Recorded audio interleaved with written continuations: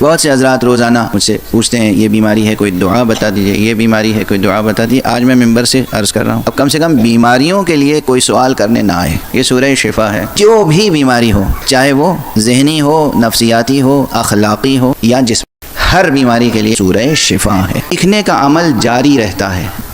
جب زندگی ہر طرح سے بسر کرنے کا سلیقہ آ جاتا ہے تو موت آ جاتی ہے۔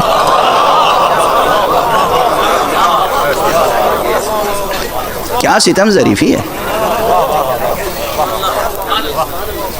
غور فرما رہے ہیں آپ؟ یہ زندگی اور موت کی کیا ستم ظریفی ہے۔ جب اچھی طرح سے زندگی بسر کرنا آتا ہے تو موت آ جاتی ہے۔ اس کے معنی یہ ہے کہ دراصل یہاں بھیجا گیا ہے زندگی بسر کرنے کا ایک تجربہ کرنے کے لیے، زندگی تو کہیں اور بسر کرنی ہے۔ یہاں بھیجا گیا ہے زندگی کا ایک تجربہ کرنے کے لیے، اور زندگی کہیں اور بسر کرنی ہے۔ زندگی یہاں بسر نہیں کرنی ہے، یہاں امور دنیا کو سر کرنا ہے، زندگی کہیں اور بسر کرنا ہے۔ بات اس عنوان سے چل پڑی ہے تو میں اپنی ایک پرانی بات دہرا دوں۔ ہو سکتا ہے بہت سے حضرات کو یاد ہو، اور ہو سکتا ہے کہ بہت سے حضرات کو نہ یاد ہو، اور ہو سکتا ہے کہ بہت سے حضرات نے سنی ہی نہ ہو۔ میرے بچپن میں نجف اشرف میں میرے والد ماجد مرحوم مغفور مجھے قرآن مجید پڑھایا کرتے تھے، اور نصاب یہ تھا کہ روزانہ 5 آیتیں پڑھاتے تھے، ناظرہ دیکھ کر ترجمے کے ساتھ، اسی بچپن میں جس طرح بھی ممکن ہوتا تھا ترجمے کے ساتھ، یا ان آیات میں جو میسج ہوتا تھا، جو پیغام ہوتا تھا، وہ سمجھا دیتے تھے۔ اور میرا وظیفہ یہ ہوتا تھا کہ وہ مجھے پڑھا کے صبح اور پھر اپنے درس پر چلے جاتے تھے، اور جب شام کو واپس آتے تھے تو وہ آیتیں میں انہیں فوراً گھر میں داخل ہوتے ہی دامن پکڑ کے دروازے پر ہی سنا دیتا تھا، اور ترجمہ بھی سنا دیتا تھا۔ جب وہ اس آیت پر پہنچے کل نفس ذائقۃ الموت، تو یہ کس قدر مشہور فقرہ ہے قرآن مجید کا، مگر اس دن انہوں نے سیدھا سیدھا ترجمہ مجھے نہیں سمجھایا، نہیں سنایا۔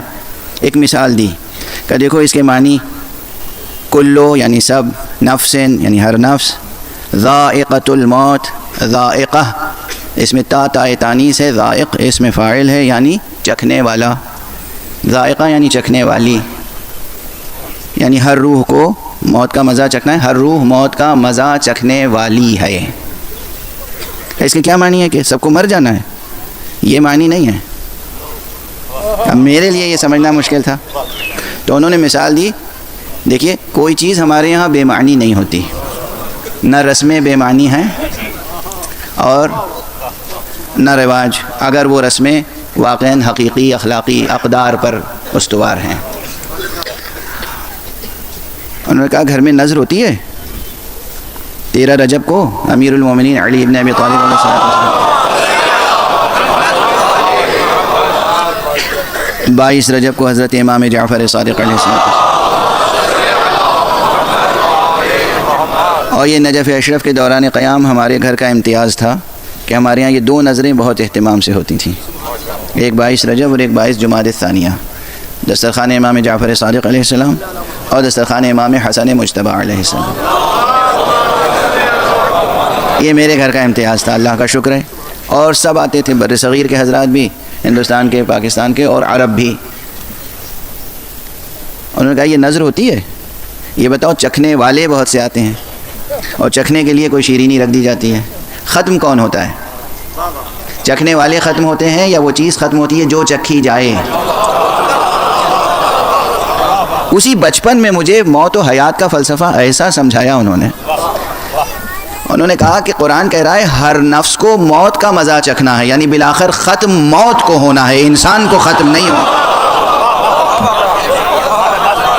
صلوات پڑھ دیجئے محمد۔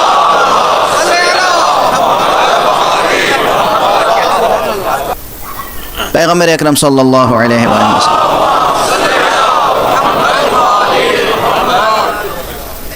فرماتے ہیں کہ سورہ حمد، یہ سورہ فاتحہ، سورہ حمد یہ سورہ شفا ہے۔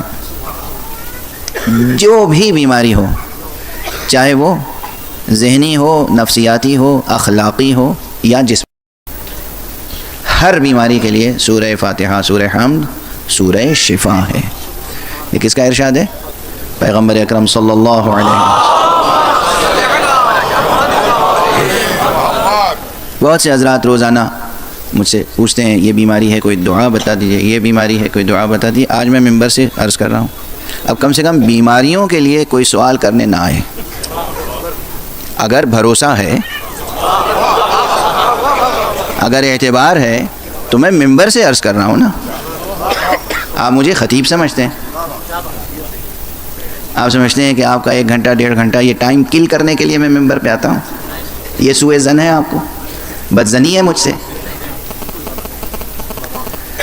میں ممبر سے وہ بات، اس سے پہلے یہ جملہ کہہ چکا، میں ممبر سے وہ بات عرض کرتا ہوں جو حضور حق روز محشر کہہ سکوں۔ تو رسول اسلام خاتم النبیین صلی اللہ علیہ وآلہ وسلم کا ارشاد گرامی ہے۔ خواتین سن رہی ہیں، مرد سن رہے ہیں، بچے سن رہے ہیں، جوان سن رہے ہیں، بوڑھے سن رہے ہیں، بیمار سن رہے ہیں، صحت مند سن رہے ہیں، سب سن رہے ہیں۔ حضرت کا کیا ارشاد ہے کہ یہ سورہ حمد، سورہ فاتحہ، سورہ شفا ہے، اور جس نیت سے یہ سورہ پڑھا جائے، جس مرض کے لیے، اسی مرض میں یہ کارآمد ہوگا اور شفا بخش ہوگا انشاءاللہ بإذن اللہ۔ اور پھر فرماتے ہیں جس کو سورہ حمد سے شفا حاصل نہ ہو، اسے کسی دوا سے شفا حاصل نہیں ہو سکتی۔ آپ غور فرمائیں، جسے سورہ حمد سے شفا حاصل نہ ہو، اسے کسی دوا سے شفا حاصل نہیں ہو سکتی۔ موضوع تو میرا کچھ اور ہے، لیکن دھیرے دھیرے گفتگو ہو رہی ہے تو انشاءاللہ کچھ دیر تک ہوگی، تو میں اس گفتگو کو مکمل کر دوں۔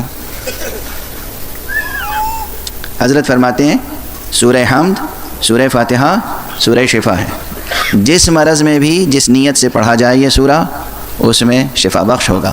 اور کیا فرمایا کہ اگر کسی کو سورہ حمد سے شفا حاصل نہ ہو تو اسے کسی دوا سے شفا نہیں مل سکتی۔ اب اس کے بعد ایک مطلب اور عرض کر دوں اسی تسلسل میں۔ حضرت صلی اللہ علیہ وآلہ وسلم سے یا آپ کے اہل بیت سے ہونے والے ائمہ اطہار سے بہت سی روایتیں اور بھی مروی ہوئی ہیں جو طبی مسائل سے تعلق رکھتی ہیں۔ کسی شخص نے کسی بیماری کا ذکر کیا، حضرت نے کوئی دوا بتا دی، یا معصوم نے کوئی دوا بتا دی، کوئی علاج بتا دیا۔ ایسی تمام روایتیں بہت سے علماء اور دانشمندوں نے جمع کی ہیں اور بڑے اہتمام سے جمع کی ہیں۔ طب النبی یعنی نبی صلی اللہ علیہ وسلم کی طب، یا طب الائمہ اماموں کے طب، اس عنوان سے کتابیں ایک سے زیادہ ہیں، متعدد کتابیں، بلکہ سینکڑوں کتابیں ہیں۔ ان میں بعض دواؤں کے لیے یہی جڑی بوٹیاں، ان کے لیے کہیں کہیں پر یہ بھی ہے کہ یہ دوا وہ ہے جو تمام بیماریوں میں مفید ہے الا السام، سام یعنی موت، یعنی موت کے علاوہ ہر بیماری میں فائدہ بخش ہو سکتی ہے۔ اللہ سبحانہ و تعالیٰ نے ایسی چیزیں پیدا کی ہیں جو ہر بیمار کو کسی نہ کسی درجے میں فائدہ پہنچاتی ہیں۔ اکثر بلکہ تمام تر مادی دواؤں کے سلسلے میں کہا گیا الا السام، الا الموت، یعنی موت کے علاوہ ہر بیماری میں۔ لیکن معلوم ہے سورہ حمد کے لیے کیا فرمایا گیا ہے؟ معصوم نے کہا ہے کہ اگر کسی مردہ جسم پر 70 بار یا 100 مرتبہ 100 بار سورہ فاتحہ، سورہ الحمد پڑھ کر دم کیا جائے اور وہ جی اٹھے تو تعجب نہ کرنا۔